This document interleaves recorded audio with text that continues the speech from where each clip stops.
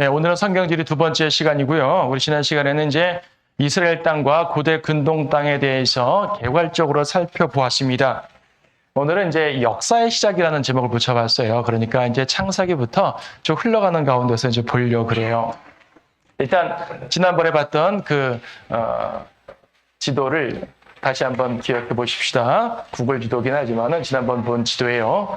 창세기 10장에 있는 민족들의 분포를 좀 보려고 하는데 역사의 시작 자체는 창세기 3장부터 인간 역사가 시작되잖아요. 그렇죠? 인간 창 2장에 되지만은 에덴 이후부터 인간 역사가 세상 역사가 시작됩니다. 그리고 창세기 6장 7장 하면 홍수로 무너지게 되고 그 홍수 전 상황은 우리가 알 수가 없어요. 왜냐하면 홍수 이후에 지명들도 다 틀어졌을 거라 보거든요. 엄청난 지각 변동이 일어났기 때문에 막 틀어졌을 거예요. 그러니까 에덴의 위치도 에덴에서 흐르는 네 강도 막 틀어지고 막 그럴 수밖에 없어요. 그래서 우리가 실제로 볼 수 있는 것은 홍수 이후의 모습이에요. 홍수 이후의 모습에 대해서 말할 때는 이제 말하자면은 연대를 말하면 BC 2500년 정도 잡습니다. 성경적 연대가 그래요. 그런데 여러분 세상 역사를 보면은 BC 3000년, BC 5000년 막 그러죠. 사실 BC 5000년 되면은 말이 안 되는 게 성경적으로 보면은 인간 창조 BC 4000년을 본단 말이에요. 성경적으로는 이제 제가 보는 것은 뭐냐면 홍수 때 많은 연대기가 틀어져서 그렇게 볼 수밖에 없고요. 또 고대 측정 연대가 많이 과학적 연대가 틀어지잖아요. 그래서 이제 우리가 다른 건 무시하고 이집트하고 메소포타미아를 보게 되는데 일단 세상 역사에서 BC 3000년 막 그럽니다. 그럼 우리는 이제 성경적으로 조정해서 보면 돼요. 우리 세상 역사의 기본 개념만 이해하시면 되는 거죠. 우리는 성경 역사를 보는 것이니까. 그럼 노아 홍수 이후에 노아의 아들들이 다 갈라졌을 거 아니겠어요? 여기가 아라랏산입니다. 아라랏산. 우리가 바빌론 여기 이제 그 에덴 동산 생각하니까 이쪽만 생각하는데 노아 홍수가 일어나고 홍수가 배가 가라앉은 자리는 바로 아라랏산 이쪽입니다. 그럼 여기서부터 이제 민족 이동이 될 거 아니겠어요? 그래서 창세기 10장에 보게 되면 민족들의 이동 분포들이 쭉 나옵니다. 근데 이렇게만 하면 이제 이게 현대 지도니까 국가명이 다 써 있으니까 좀 어려워서 제가 이거를 외곽만 땄어요. 이렇게 이렇게 보면은 그냥 이렇게만 보면 모르겠지만 이 지도와 연관시켜 보게 되면 이해되죠? 이렇게 된 부분입니다. 자, 이렇게 몇 번 하다 보면 눈에 들어올 거예요. 예, 그대로 이제 외곽 땄으니까. 창세기 10장 보게 되면요. 이것이 노아의 아들들 셈과 함과 야펫의 후대라. 셈과 함과 야펫이라고 그랬지만 아들들의 큰아들 작은아들 순서는 야펫이 큰아들이고 그 다음에 함이 둘째 아들이고 셈이 막내 아들이에요. 그래서 그 순서대로 창세기 10장이 기록되어 있어요. 그래서 야펫의 아들들부터 설명을 하는데 야펫의 아들들은 고멜과 마곡과 마대와 야완과 투발과 메섹과 트라스요. 여러분 나눠드린 지도에 흑백으로 나오다 보니까 다 섞여 있는데요. 이제 글씨체로 구분할 수가 있을 거예요. 여기 보게 되면 야펫의 아들들입니다. 야펫은 유럽 인종이잖아요. 지금 이 근대 와가지고 유럽 인종이 신대륙으로 진출을 했지만 원래 유럽 인종은 그리스와 유럽 지역을 말합니다. 아라랏산이 여기다 보니까 아라랏산이 여기서부터 시작됐다 보니까 여기서 이쪽으로 옮겨지게 됩니다. 고멜과 마곡과 마대와 야완과 투발과 메섹과 트라스. 자, 마곡, 마대 러시아 쪽이에요. 곡과 마곡의 전쟁 그러죠? 곡은 이제 마곡의 왕 이름이고 마곡은 그 동네 이름을 말하는 거예요. 그래서 민족 이름은 그 지역 이름이니까 마곡. 이쪽 이제 북쪽 다 러시아 위로 좀 올라가는 거 아니겠어요, 그렇죠? 예. 고멜은 여기 저 고멜이라고 써 있지만 이 사람들이 나중에 쭉 이동을 해가지고 위로 올라갑니다. 이쪽이 바로 고멜 게르만, 그렇죠? 고멜에서 게르만이 온 거예요. 야완, 이오니아 지방 그랬어요. 이오니아. 그래서 이오니아 지방이 곧 그리스를 말하는 건데 이오니아가 바로 야완에서 나온 말이에요. 그래서 이제 그리스인들 보게 되면 이 야펫을 말할 때는 5절에 보니까요. 이들에 의해 이방의 섬들이 그들의 영토에 따라 나뉘었으니 즉 각자 그 방언에 따라 그들의 족속에 따라 그들의 민족들에 따라 나뉘었더라. 이방의 섬들이란 말 나오죠. 섬들. 이 사람들은 섬 여기 이제 대충 그러다 보니까 섬을 많이 못 그렸지만 섬이 여기 되게 많아요. 엄청 많거든요. 그래서 이 사람들은 지중해에 흩어진 민족들이에요. 지중해를 중심으로 가서 지금도 유럽인들은 지중해와 연관되어 있잖아요. 예전 그리스, 로마 이후로 지중해가 유럽인들의 이제 기반이에요. 물론 북유럽은 지중해보다 좀 다른 문화권이기도 하지만 원래 유럽은 지중해권이었었어요. 그래서 야완, 이오니아 이렇게 생각하시면 돼요. 그래서 코멜, 투발, 티라스 다 이제 뭐 현대 지명으로 다 엮을 수 없지만은 이렇게 이해를 하시면 될 것 같아요. 키tim은 쿠프로섬. 쿠프로섬 알죠? 오늘날 키프로스라고 부르는데 성경은 쿠프로섬이라고 나와 있어요. 여기 사도 바울의 전도 여행 때 많이 다니는 곳이에요.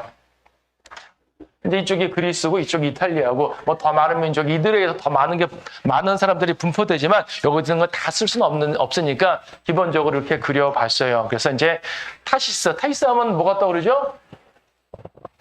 요나가 타시스로 가라는 그 하나님의 명령을 무시하고, 그러니까 니느웨로 가라는 명령을 무시하고 타시스로 가려고 배를 탔잖아요.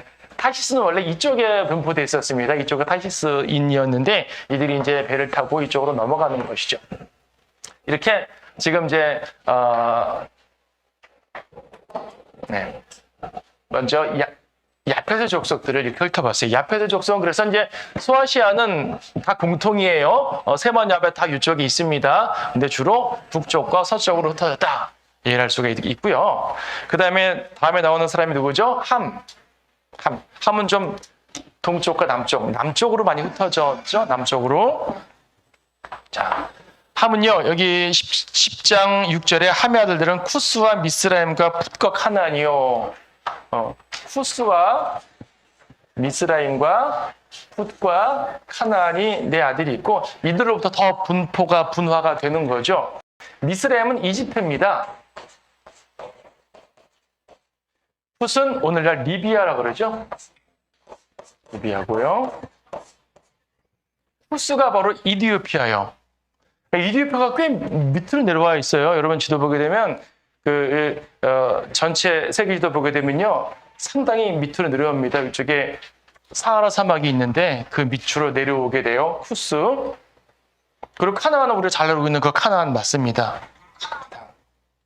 이들로부터 더 분화가 됐는데 성경에 보게 되면 하윌라도 나오고 뭐 드단도 나오고 하여튼 이들로부터 분포된 사람들이에요. 다 성경에서 한 번쯤 들어봤을 사람들인 거예요. 그렇죠? 들어볼 이름들인데 오필은 잘못 들어서 오필은 셈에 나와요. 예. 여기서 우리가 눈여겨볼 수 있는 것 중 하나 뭐냐면은 스바와 시바예요.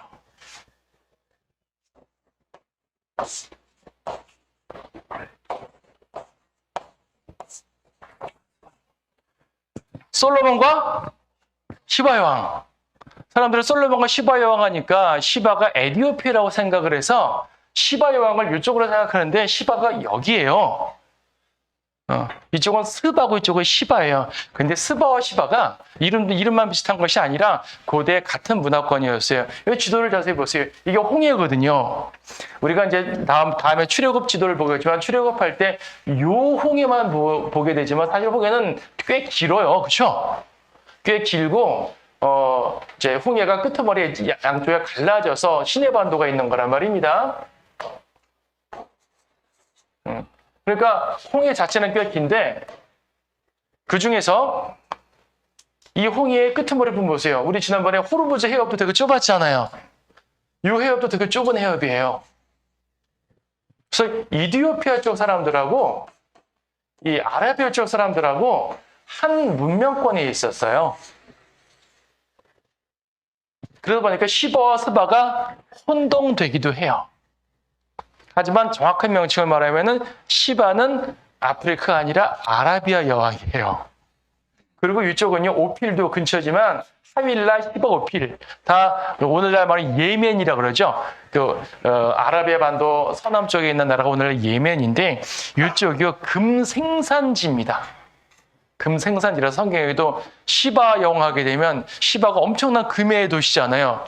시바 여왕도 자기네 나라도 금의 나라인데 황금의 나라인데 솔로몬을 보니까 더 압도됐단 말입니다. 이스라엘 땅은 금도 많이 안 나오는데요. 자기 나라는 금이 많이 나오는데 바로 그 장면이 이제 열왕기상 10장에 나오는 연관된 상황인데요. 바로 그 시바의 왕은 이쪽 사람이고 그 황금 왕국의 여왕인 겁니다. 자, 카나안은 우리가 잘 아는 바로 그 카나안인데요. 여러분 거기 보게 되면 특별한 사람들이 나옵니다.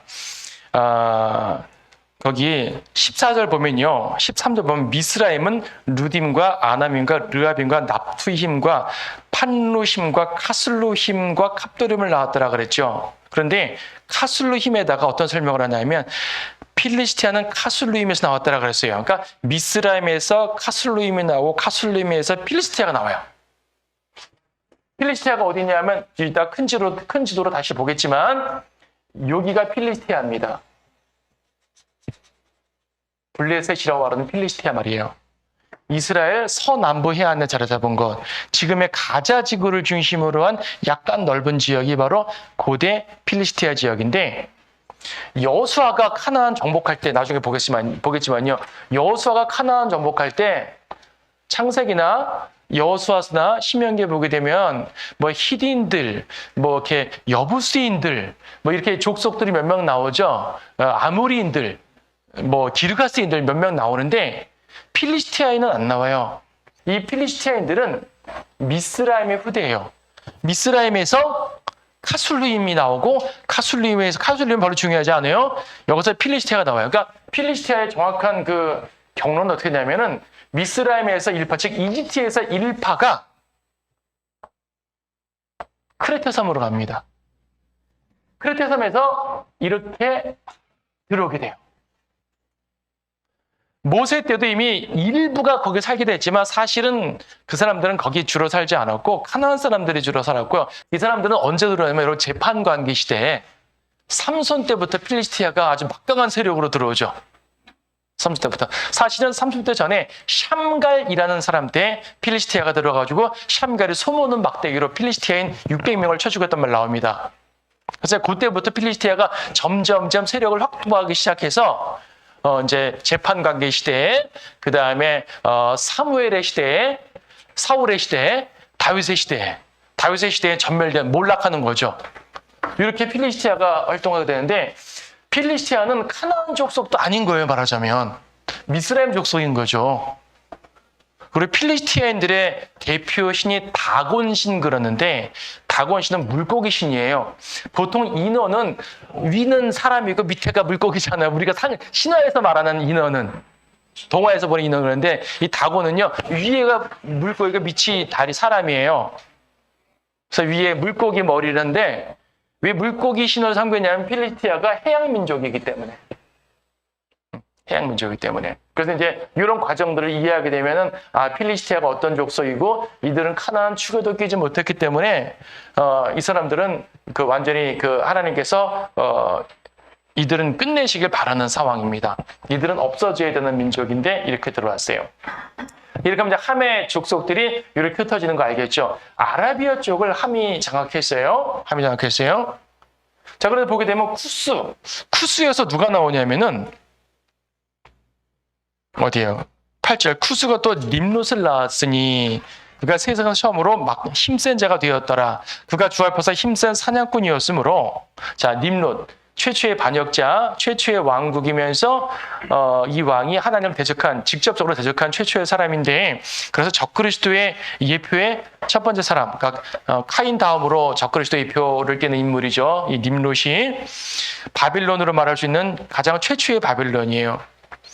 10절 보니까 그의 왕국의 시작은 시날 땅에 있는 바벨과 에렉과 아캇과 칼레였으며, 우리 지난번 지도에서 에렉과 아카드, 수메르 아카드 제가 설명드렸는데 기억나셔요? 수메르니 아카드니 이런 말 제가 썼었어요.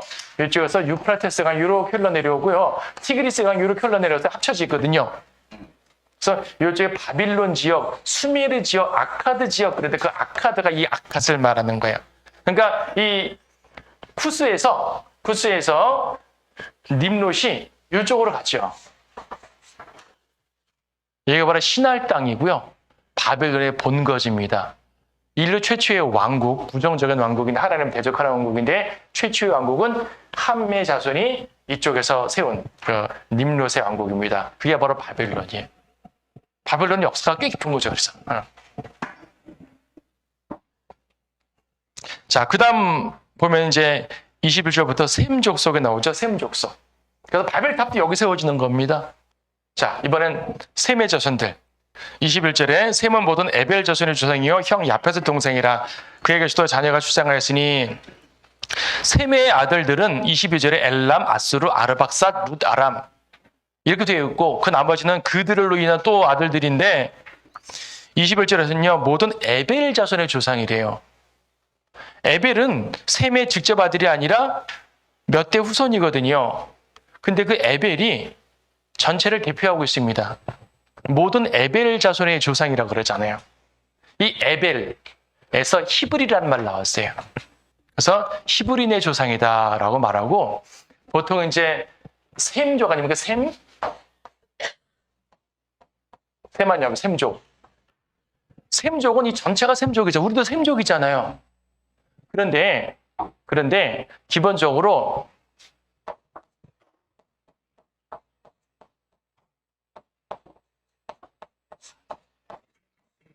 반셈주의라는 것이 있어요. 자, 반셈주의라는 게 있어요. 셈을 반대하는 주의, 안티세메틱. 무슨 말인 거니? 반셈주의라는 말은 반유대주의라는 말이에요. 반셈주의가 반코리아주의라는 말이 아니고 반차이나주의라는 말이 아니고 재팬주의라는 말이 아니라 반유대주의라는 말과 동의어예요. 왜냐면 셈 중에 수많은 사람들 있잖아요. 수많은 민족이. 근데 셈이라고 하는 것은 유대인을 대표로 말하는 때 쓰는 것과 같은 개념으로 설명돼요. 창세기에서 셈은 모든 에벨 자손의 조상이요라고 말했기 때문에 분명 수많은 민족들이 분화되지만 에벨을 핵심으로 두고 있어요. 에벨이 바로 히브리가 되는 거예요. 자, 그래서 이제 보게 되면 여기 여러 이 인물들이 나오죠. 아르박삿, 에벨, 아람. 이제 그렇죠. 이 에벨이 바로 대표적인 사람들인데 룻, 아람, 아르박삿, 아수르 이런 사람들 쭉 나옵니다. 네. 이 아람이 바로 시리아입니다. 아람이 시리아예요. 아브라함이 칼데아 우르에서 어디로 갔습니까? 하란으로 갔죠. 하란에서 카나안으로 내려왔죠. 그렇죠? 하란이 바로 시리아인들의 아람인들의 지역이었습니다. 그래서 아브라함, 이삭, 야곱 이들이 항상 고백하기로 우리 조상은 거의 몰락해가는 시리아 사람으로라고 말해요. 야곱이 이집트 파로를 만났을 때 자기를 소개하면서 우리 조상은 거의 몰락해가는 시리아 사람으로라고 표현하는데 바로 그 아람 자손 이쪽을 말하는 겁니다. 그러니까 에벨의 직접 후손이긴 하지만은 이 지역에서 있다 내려왔기 때문에 그렇게 표현을 하는 거예요. 자, 이 엘람은 페르시아가 되는 것이고요. 욕탄도 아라비아 전체가 되는 것이고요. 오필 이쪽은 한민 자손이 주로 있었는데 오필은 셈의 자손이 좀 여기 있었습니다. 자, 아수르를 중요하게 봐볼까요?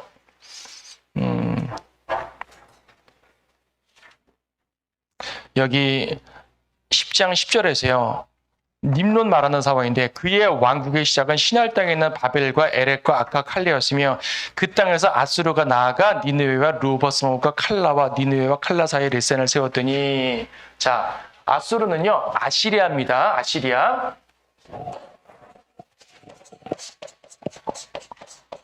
아시리아고요. 아시리아는 바벨론 영토와 맞먹는 대제국을 세웠습니다. 하지만 아시리아의 제국은 티그리스 강변, 이 티그리스 강변에 있는 니느웨라는 도시예요. 자, 아까 왜 이 말을 하냐면 지금 10장 10절에서 뭘 말하면 님롯, 아까 말한 이 님롯, 후스의 아들 님롯이 이쪽으로 가서 왕국을 세웠다 그랬어요. 그렇죠? 님롯 왕국 세웠다 그랬죠? 님롯이에요. 님롯의 왕국을 세워가지고 수많은 민족들을 규합해서 바벨탑을 세웁니다. 저요. 그런데 10절 아주 특별한 표현이 나오는 거예요. 11절에 그 땅에서 아수르가 나아가. 아수르가 여기서 분리하는 거예요. 이게 어떤 분리인지 모르겠어요. 바벨탑 만들지 않겠다는 분리인지 바벨탑을 만들고 나서 이동했다는 말인지 모르겠어요. 개혁성경에는 님롯이 아수르로 나아가로 다뤄. 아수르로 나아가. 그러니까 nim로세 왕국이 여기 확정됐다는 말인데 성경은 그렇게 말하지 않고 아수르는 nim로세 왕국에서 분리된 사람들이에요. 셈족이에요.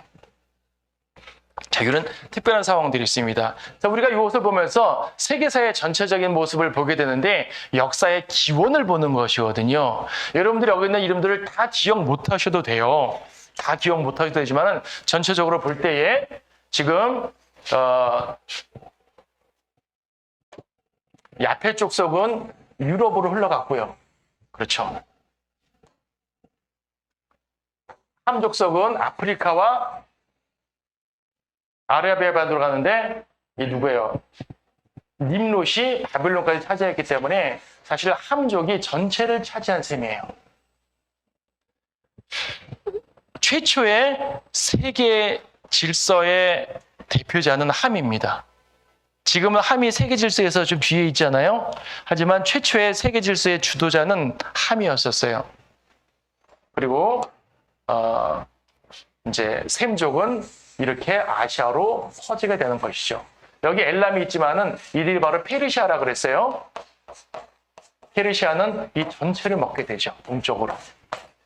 지금 여기가 인도입니다. 여기 인도 경계예요. 여기가 지도의 끝이 인도 경계입니다.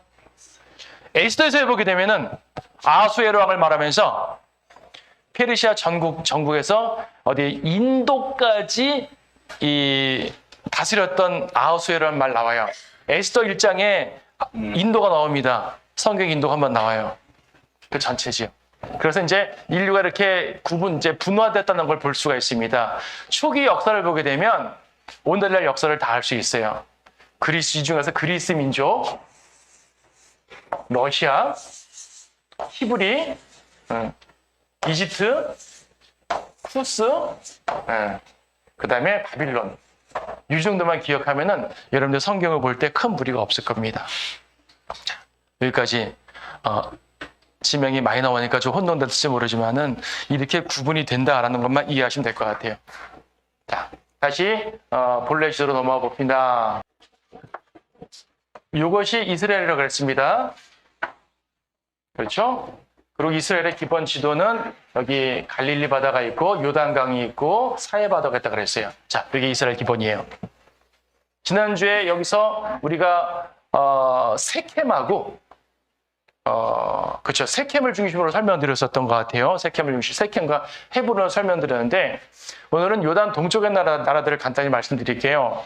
여기에 뭐가 있냐면은 현재 요르단의 수도가 암만이에요. 이 암만은 암몬에서 나왔죠. 성경의 암몬 족속.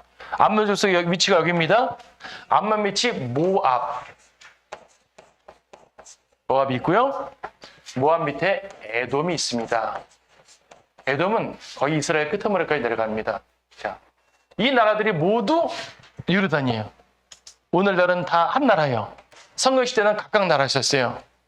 자, 여러분 여기에 유명한 관광지가 있는데 바로 페트라. 들어보셨죠? 페트라. 페트라 들어보시죠?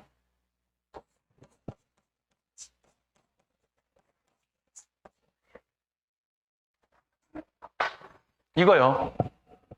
보셨잖아요. 네. 사진 많이 봤죠?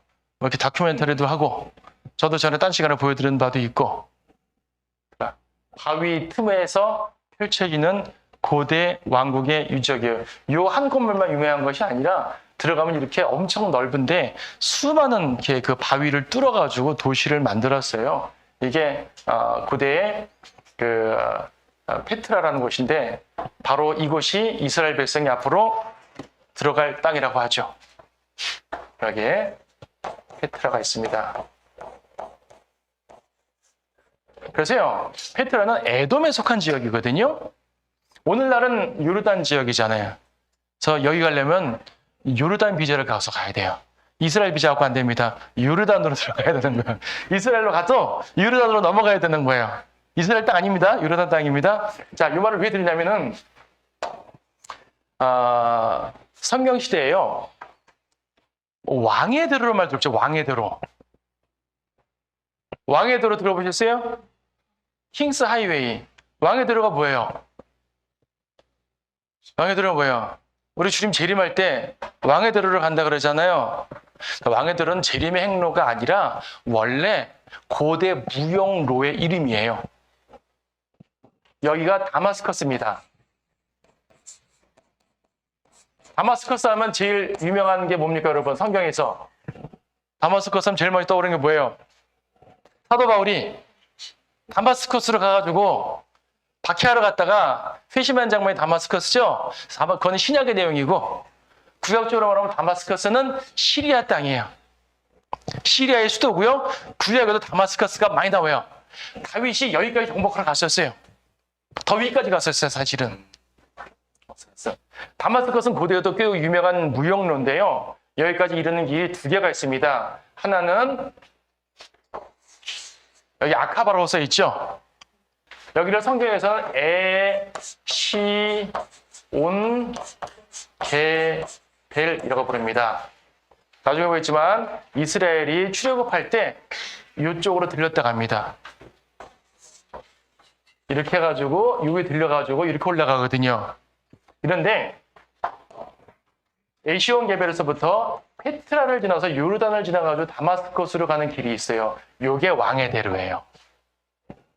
이게 고대에 있던 왕의 대로, 킹스 하이웨이라고 말합니다. 왕의 대로. 왜 왕의 대로가 중요하냐면은 이스라엘 백성들이 출애굽할 때요. 여기까지는 시내 반도를 거쳐왔는데 여기서부터 올라갈 때는 이 왕의 대로를 따라 올라가는 거예요. 왕의 대로를 따라 올라가다가 여기서 쏙 하나안 땅으로 들어가는 겁니다. 왕의 대로 자체는 존재했었어요. 이것이 이스라엘 출애굽 행로와 겹쳐지다 보니까 예수님 재림하실 때 이 행로로 오게 된단 말입니다. 그래서 왕의 대로로 말할 때는 예수님 재림 행로와 겹치게 돼요. 여러분 찬송가 중에서 저기 거룩한 길 있네 있죠. 슬픔 근심 없으니 거룩한 길 다니리. 이 찬송가의 영어 가사는 킹스 하이웨이 다니리가 돼 있어요. 킹스 하이웨이를 걸으리가 원래 영어 가사예요. 주님의 재림 때 일로 가게 된단 말입니다. 이게 왕의 대로가 있고요. 또 하나의 길은 뭐냐면 이집트에서부터 해안선을 따라서 다마스커스로 가는 길이 있어요. 이것을 해변길이라고 그래요. 해변길 처음 들어보지 않아요, 여러분? 처음 들어보는 것 같죠? 이사야서 9장 말씀 보세요.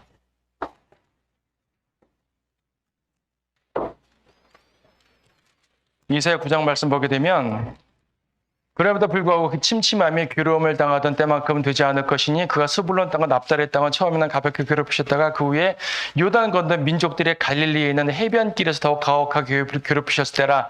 민족들의 갈릴리에 있는 해변길 말 나오죠? 이 해변길에 있는 갈릴리 지역을 말하는 거예요. 갈릴리는 해변길을 따라 있기 때문에 여기도 갈릴리도 고대부터 번성한 동네예요. 번성한 동네. 로마 시대는 특히 더 번성했죠. 그래서 예수님 시대에 예수님께서 갈릴리를 두루 다니시면서 사역을 한 것이 그쪽에 많은 사람들이 살았고요. 로마화된 이방인들도 많이 살았고요. 그들에게 복음 전파하기 좋은 그런 상황이었었습니다. 자, 이렇게 해서 이제 고대 왕의 길과 페트라까지 설명을 드렸었어요. 자, 이렇게 말하면서 우리가 이 창세기 10장에서 민족들이 구분되잖아요. 민족들이 구분되는데 하나님께서는 왜 그 수많은 민족들을 설명하셨을까요? 다른 모든 민족들은 다 조연들이에요. 주연은 누구죠? 그 모든 민족 중에 주연은 누구죠? 아까 말한 것처럼 에벨이고요. 에벨을 통해서 누가 나옵니까? 바로 거기에서 아브라함이 나오는 거죠. 그래서 우리는 자연스럽게 아브라함 이야기로 넘어가게 돼요. 창세기 12장과 13장 사이인데 아브라함으로 넘어가게 됩니다. 자, 이건 우리 지난번에 본 지도고 여러분 나눠드린 지도, 지난주의 지도와 똑같은 지도입니다. 오늘은 아브라함 중심으로 보고 계십니다. 지난 시간도 간단하게 설명드렸던 것처럼 여기가 칼디아 우르예요. 칼디아 지역이고요. 이쪽이 바로 하란입니다. 여기 하란 써있는 거 보입니까? 하란? 하란 보이죠? 여러분 지도에 하란 찾으셨어요? 하란. 그리고 아브라함은 하란으로 갔다가 하란에서 카나안 땅 들어오는데 카나안 땅에서 어디요? 세켐에 처음 정착하고 그 다음 베델로 내려간다 그랬어요. 기억나시죠? 세켐으로 들어가고 제가 세켐 쭉 설명드렸습니다. 세켐이 구약 이스라엘에서 얼마나 중요한 지명인지 설명드렸었어요. 창세기 12장 보게 되면요. 세켐에서 베델로 가요. 베델에서 어디로 가냐면 이집트로 내려갑니다. 왜 이집트로 내려가냐면은 이 땅에 기근이 들었거든요. 이 땅이 하나님께서 약속하신 땅입니다. 내 기근이 들었다고 하나님이 약속의 땅을 벗어났어요. 그리고 여기서 안 좋은 일이 벌어지고 나중에 돌아갑니다. 돌아가서 어디로 가냐면 베델로 가요. 그래서 오늘의 주제는 베델이 되겠어요. 자, 여기 베델입니다. 네. 베델이 여기 있죠. 여러분 지도 베델 찾으셨어요? 예루살렘보다 조금 위에 있습니다. 찾으셨어요? 여러분 직접 찾으셔야 돼요. 그냥 지도에 그 앞에서 그려주는 것 갖고 안 됩니다. 지난번에 아브라함이 하란에서부터 쭉 내려오면서 세켐에 정착했다 그랬습니다. 세켐. 세켐에서 베델로 오고 베델에서 이집트로 가는 것이고요. 이집트 다시 베델로 돌아옵니다. 창세기 13장 1절에 보게 되면 베델로 들어갑니다. 처음에 제단을 쌓았던 베델로 들어가자. 아브라함이 이집트에서 나왔는데 그와 그의 아내와 그의 모든 소유도와 롯도 그와 함께 남쪽으로 가니 아브라함은 가축과 은과 금으로 매우 부유하였더라. 그가 남쪽에서 베델에 이르기까지 이동을 계속하여 베델과 아이 사이 처음 그의 장막을 쳤던 곳에 이르니라. 아브라함이 처음에 제단을 쌓았던 자리인 그곳에서 주의 이름을 부르니라. 베델과 아이 사이라 그러는데 결국 베델 전체 지역을 말합니다. 성경에서 구약 성경에서 베델은 매우 중요한 위치를 차지합니다. 특히 족장들에게 있어서 베델은 특히 더 중요해요. 자, 아브라함은 이집트로 갔다 돌아왔어요. 비록 세켐에서 처음 하나님께서 이 땅에 내가 너에게 줄 거야 라고 약속을 하셨지만 실제로 아브라함이 주의 이름을 부르고 제대로 경배를 드린 곳은 바로 베델이에요. 그러니까 베델은요, 첫 경배의 장소예요. 이스라엘 역사 가운데서 영적으로 매우 중요한 곳이죠. 많은 사람들이 베델을 탐낼만 하겠죠. 자, 베델에서 또 어떤 일이 있었습니까? 아브라함은요, 이방 땅에 있다가 이스라엘 땅으로 들어오고 그 다음에 다시 떠났다가 약속의 땅으로 돌아온 사람이에요. 이삭은요. 이삭은 이방 땅으로 한 번도 떠나가 본 적이 없어요. 이삭이 주로 살았던 지역은요. 헤브론, 브엘세바, 네, 그랄. 이삭은 여기서 평생 살았습니다. 100 몇십 살을. 한 번도 따라 나가보지 않았어요. 그래서 성경에서 이제 예표적으로 말할 때 순종의 아들, 하나님의 언약을 떠나지 않은 자. 아브라함은 어땠습니까? 이방 땅에서 하나님의 언약 안으로 들어왔고 실수로 하나님의 언약을 떠났다가 다시 들어온 사람이죠. 야곱은 어때요? 야곱은 약속의 땅에 살다가 이방 땅으로 도망가서 거기서 고생 진탕하다가 다시 돌아오긴 했지만은 또 이집트로 또 내려가잖아요. 그런 사람이에요. 이삭은요, 약속의 땅에 끝까지 태어나면서부터 죽을 때까지 머물렀던 사람이에요. 가장 안정적인 삶을, 영적으로 가장 안정적인 삶을 살았고 풍파 없이. 예. 그래서 많은 사람들이 내 자녀는 이렇게 풍파 없이 어릴 때부터 구원받아서 주님 안에서 떠나지 않았으면 좋겠어 하면 좋겠지만 사실상 많은 사람들이 야곱처럼 돼요. 가능하면 돌아오죠. 돌아오면 또 기도하고. 어쨌든 그렇습니다. 영적으로 설명드린 거고. 야곱은 어떻습니까? 야곱은요, 헤브론에서 하란으로 도망가죠. 도망가는 경로가 베델이에요. 베델로 갑니다. 그리고 갈 때는 그냥 쏙 도망갑니다. 올 때는 야복강 쪽으로 해가지고 세켐으로 들어와요. 그리고 베델을 왔다가 헤브론으로 내려갑니다. 그리고 이집트로 내려가게 되는 거죠. 자, 여기서 야곱은 꽤 중요한 곳을 다 갔어요. 중요한 곳을 다 갔는데 헤브론은 그들의 족장들의 본거지라고 생각하면 돼요. 그래서 족장들의 무덤이 여기 있다 그랬잖아요. 아브라함, 이삭, 야곱 다 여기 무덤이 있어요. 제가 한번 설명드렸죠. 아브라함 부부, 이삭 부부, 야곱 부부 무덤 다 여기 있어요. 어쨌든 거기에 족장들의 무덤이 있고요. 그들이 진짜 족장들의 묘인지 아닌지는 검증을 제대로 해보지 못했지만 전통적으로 그들은 족장들의 무덤이라고 믿고 있습니다. 그만큼 헤브론은 자기들의 족장들의 시작한 곳이에요. 정신적 지주죠. 정신적인 고향이죠. 베델은 어떻습니까? 아브라함도 베델에서 첫 제단을 쌓았고요. 이집트로 갔다 돌아와서 베델에서 신앙을 회복했고요.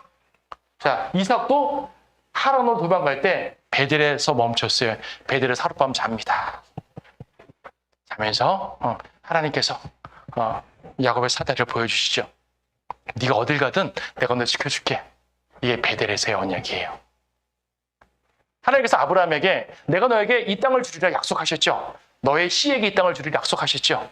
아브라함에게 약속하셨고요. 이삭에게도 동일한 약속을 주셨고요. 야곱에게도 동일한 약속을 주셨습니다. 야곱에게 약속을 주신 장소가 바로 베델이에요.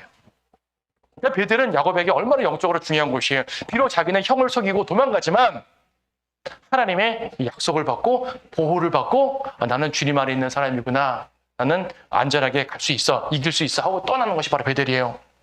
자, 영적. 그래서 이스라엘의 모든 영적인 장소, 영적 회복의 장소는 베델입니다. 도망갔죠? 나중에 20년 후에 야곱이 이제 부자가 돼가지고 또 자기 가족을 세워가지고 돌아옵니다. 돌아올 때 이 길로 오지 않고 동쪽 길로 와서 야복강, 우리 야복강 봤습니다. 야복강에서 브니엘이라든지 마하나임 지역 통과해가지고 수꽃 지역 해가지고 세켐으로 들어갑니다. 왜 바로 베델로 안 왔어요?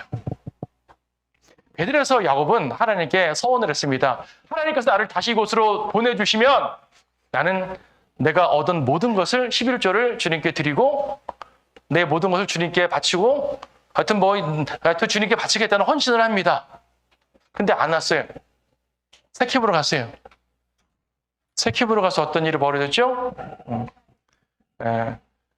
그 세켐 사람들과 그러니까 야곱의 딸 디나가 성폭행을 당했고 야곱의 두 아들들이 그들을 할례 주면서 할례라는 명목하에 다 죽여버렸고 이런 이제 끔찍한 일들이 벌어졌잖아요. 그리고 야곱은 생각합니다. 내가 왜 이러지? 하나님 알려주십니다. 너 왜 베델로 안 가니? 베델로 가야지. 너 약속했잖아. 그래서 베델로 갑니다. 그래서 베델로 들어가는 거예요. 그래서 베델은 고대의 영적 견지로 말해서 신앙 회복의 장소예요. 첫 제단을 쌓은 장소, 신앙 회복의 장소. 신약적으로 베드로에게 말한다면 갈릴리와 같은 것이죠. 예수님을 처음 만났던 곳, 그리고 타락했다가 회복한 곳.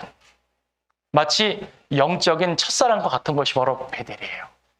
그러니까 베델은 매우 중요하죠. 근데 베델이 항상 좋기만 하겠어요? 자, 베델에 어떤 일이 벌어질까요? 후대에. 아브라함 때 괜찮았어요. 이삭, 야곱 괜찮았어요. 그 다음에는 야곱이 이집트로 갔다 출애굽했으니까 그 사이에 특별한 일이 없었겠죠. 그리고 여호수아 더불어서 들어왔을 때까지 베델은 특별한 일이 없었습니다. 언제 문제가 생기냐면 솔로몬 이후에 남부강국이 갈리잖아요. 남부강국이 갈리는 경계선, 휴전선이 바로 베델이에요. 베델은 이 휴전선의 살짝 북쪽 부분이 베델이거든요. 그러니까 길목이에요, 길목. 북쪽 사람들이 남쪽으로 내려올 때, 물론 다른 쪽으로 내려올 수 있지만 기본적으로 길이 있을 거 아니겠어요? 이 길이 베델입니다. 옛날부터 야곱도 다니고 족장시대부터 계속 다녔던 길이기 때문에 말하자면 이 베델이라는 도시는 길목에 있는 도시입니다. 자, 베델입니다. 북왕국의 여로보암 왕이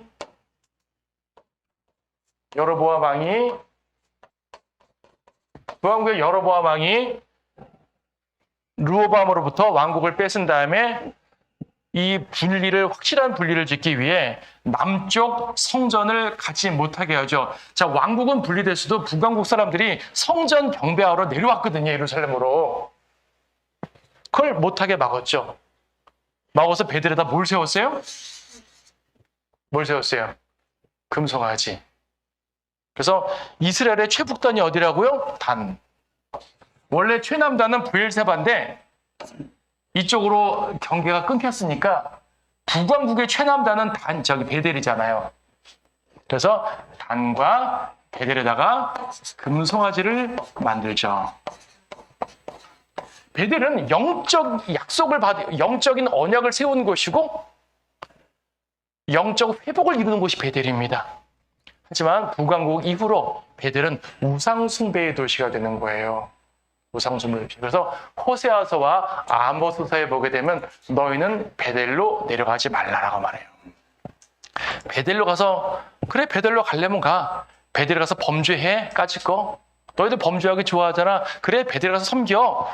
하나님께서 책망하시는 장소가 되어버렸습니다. 하나님을 찾던 곳이 타락하면 이렇게 돼요. 이스라엘 지명은요, 그처럼 하나하나가 의미가 있습니다. 여러분, 여기 지도를 아무리 빽빽하게 그려도 성경에 있는 지도를 다 집어넣지 못해요. 성경에 있는 지도 다 못 집어넣거든요. 그래서 일일이 다 찾지 못하지만 그중에 굵직굵직 한번 보게 되면 이스라엘의 역사 속에서 하나님 역사하신 것, 그들의 타락한 것, 범죄한 것 이런 모든 것들을 볼 수 있죠. 자, 오늘은 베델의 중요성을 살펴봤습니다. 베델을 중심으로 이스라엘 역사를 살펴봤고요.